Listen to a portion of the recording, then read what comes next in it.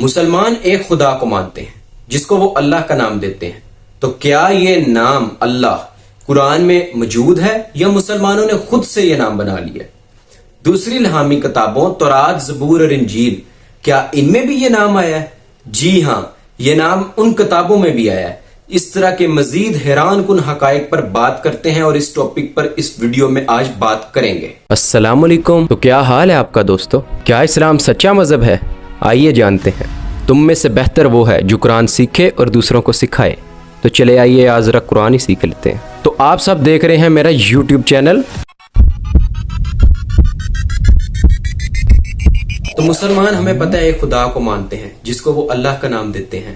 تو یہ جو لفظ اللہ ہے، کیا یہ قرآن میں موجود ہے؟ جی ہاں، بارہا بہت سی جگہ پر یہ لفظ آپ کو ملے گا۔ سب سے پہلے ہم بات کر لیتے ہیں آیت الکرسی، جو سورۃ البقرہ کی ایک آیت ہے۔ اس کے اندر ہے اللہ لا الہ الا هو الحی القیوم۔ تو یہ جو لفظ اللہ کا ہے، یہ موجود آپ کو اس کا پہلا لفظ ہی ہے، اور قرآن میں اور بہت سی جگہ پہ اللہ کا لفظ آیا۔ تو اللہ تعالیٰ نے یہ لفظ مسلمانوں کو خود سکھایا ہے۔ تو مسلمانوں نے یہ نام خود سے نہیں بولا، بلکہ یہ اللہ کی طرف سے نازل کرتا ہے۔ اس کے علاوہ اگر ہم بات کریں دوسری الہامی کتابوں کی، تو اس سے پہلے ہمیں یہ سمجھنا ہوگا کہ ان کتابوں کی زبانیں کون سی تھیں، کیونکہ اپنی اوریجنل زبان میں جب بات کی جائے گی تو ہمیں زیادہ سمجھ میں آئے گی۔ سب سے پہلے ہم بات کر لیتے ہیں حضرت موسیٰ علیہ السلام کی۔ تو حضرت موسیٰ علیہ السلام مصر میں پیدا ہوئے۔ ان کی زبان بھی قدیم مصری زبان تھی، جس کو ہم ہیبرو لینگویج بھی کہتے ہیں۔ اور بائبل میں اس جو اورا یا اس ایج کو یا اس دور کو ہم لوگ اولڈ ٹیسٹمنٹ کا نام دیتے ہیں۔ اس کے بعد ہم بات کر لیتے ہیں حضرت عیسیٰ علیہ السلام کی۔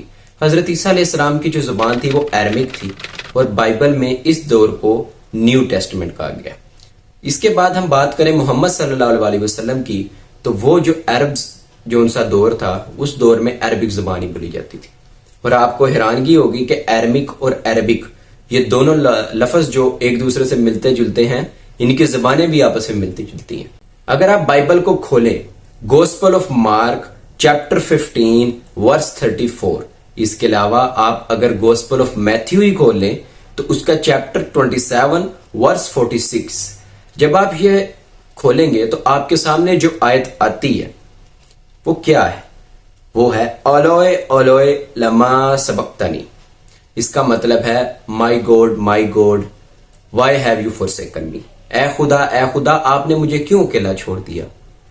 جب آپ یہ آیت پڑھتے ہیں تو یہ حضرت عیسیٰ علیہ السلام کو جب سولی پر چڑھایا جا رہا تھا، تو یہ بائبل کے مطابق یہ تب کی آیت ہے۔ اس کے اندر جو لفظ ہے الوئے، جب اس کا آپ ترجمہ پڑھتے ہیں دوسری زبانوں میں، انگلش میں، فرینچ میں، اردو میں، فارسی میں، جس زبان میں بھی آپ ترجمہ پڑھ لیں، تو وہ کوئی بھی ان میں سے جو لفظ ہے، جیسے کہ گوڈ، لورڈ، تو یہ جو لفظ ہیں یہ الوئے سے ملتے جلتے نہیں ہیں۔ اس کی پروننسیشن اگر آپ نے الوئے کی دیکھنی ہے تو آپ حیران ہو جائیں گے، وہ زبان عربک زبان ہے۔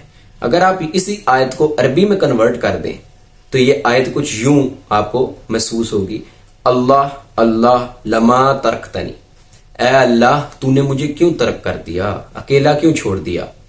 تو یہ جو لفظ ہے اللہ اور الوئے، یہ ایک جیسا ساؤنڈ ہو رہے ہیں۔ اگر آپ کو اس پر بھی نہیں بھروسہ تو آپ ایسا کریں کہ کرسچن سے ہی ہم پوچھ لیتے ہیں، عیسائیوں سے۔ اگر آپ عیسائیوں کی ویب سائٹ پہ جائیں گے a2r.com، جو ایرمک زبان کی آفیشیل جو ان کی ویب سائٹ ہے، جب آپ وہاں پر جائیں گے تو اوپر سرچ کریں گے تو گاڈ کو آپ سرچ کریں، سامنے جو لفظ پروننسیشن میں جو آ رہا ہے وہ کون سا ہے؟ وہ اللہ ہے۔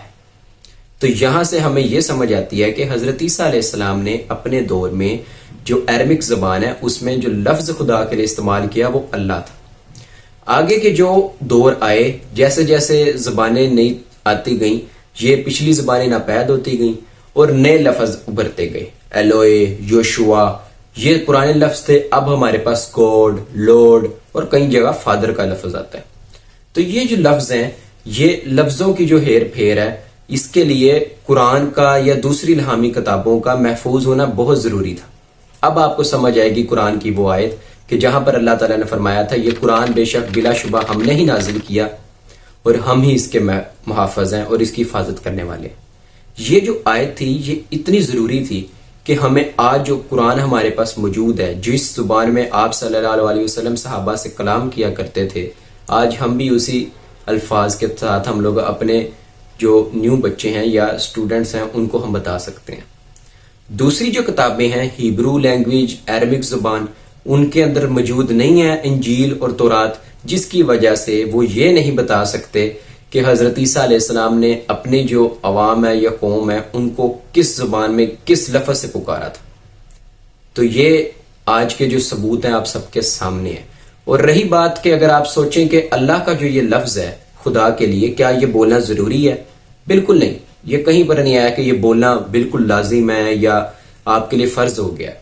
قرآن میں تو آیت ہے، سورہ حشر کی آخری 3 آیات اس کی مکمل ڈیٹیل ہے کہ جہاں پر اللہ تعالیٰ نے کہا کہ ہر پیارا نام اللہ کا ہے، جس کو اسماء الحسنیٰ بھی ہم کہتے ہیں۔ یہ جو پیارے پیارے نام ہیں اللہ کے، تم کسی بھی نام سے پکارو گے تو وہ اللہ کا نام ہے پیارا۔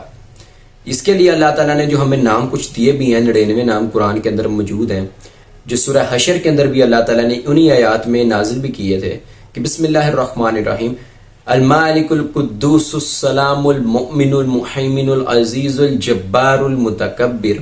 تو یہ جو الفاظ ہیں سارے کے سارے آپ ان سے پکار لیں، الرحمن، الرحیم، اللطیف، الرافع، الواسع، جو مرضی نام لیں، یہ سب کے سب اللہ کے نام ہیں۔